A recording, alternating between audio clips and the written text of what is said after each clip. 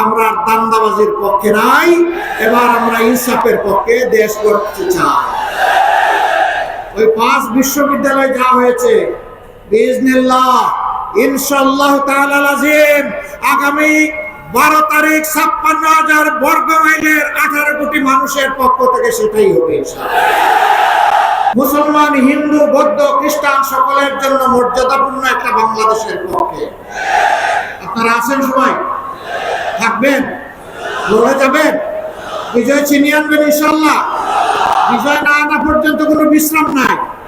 রাজি আছেন সবাই? পিছনের লোকেরা রাজি না হয়, আপনারাও রাজি? মাশাআল্লাহ, সবার হাত উঠে গেছে। আজকের এই উত্থান, এই জনজোয়ার, এই জনস্রোত, এই জনপ্লাবন শুধু চট্টগ্রামে নয়, টেকনাফ থেকে শুরু করে তেতুলিয়া, জাফলং থেকে সুন্দরবন, 56,000 বর্গ মাইলের সারা বাংলাদেশ। আজ বাংলাদেশ জেগে উঠেছে। বাংলাদেশ বলে দিয়েছে আমরা আর দান্দাবাজদের সাথে না, যারা আধিপত্যবাদের গোলাম তাদের সাথেও নাই। আমরা আজাদির বাংলাদেশের পক্ষে। আজাদি না গোলামি। স্বাধীনতার পর এক এক করে 54 বছর অতিবাহিত হয়েছে।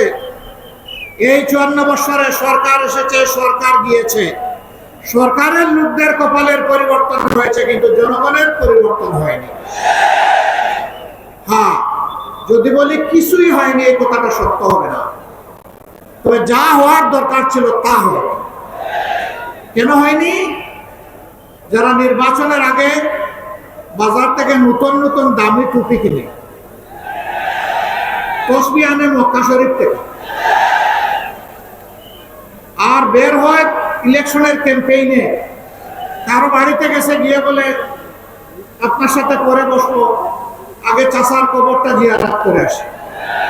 কোন চাচা? কই আপনার আব্বা জানেন। আস্তাগফিরুল্লাহ, আমার আব্বা তো এখনো জীবিত আছে।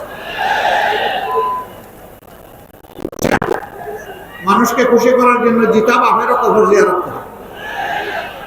কিন্তু যখন নির্বাচন চলে যায়, ও আরো বলে, সুন্দর করে বলে, যার চেহারায় চোখ পড়ে, ওরে ভাই আপনারা আমার ভাইয়ের মতো লাগে দেখতে। নির্বাচন যখন চলে যায়, তখন পাশ থেকে দাঁড়াইয়া সালাম নিলে জবাব দেওয়ার সময় নেই। আগে ছিল ভাই, এখন হয়ে গেছে অন্য কিছু। আমি আর এটা মুখে দিলাম না।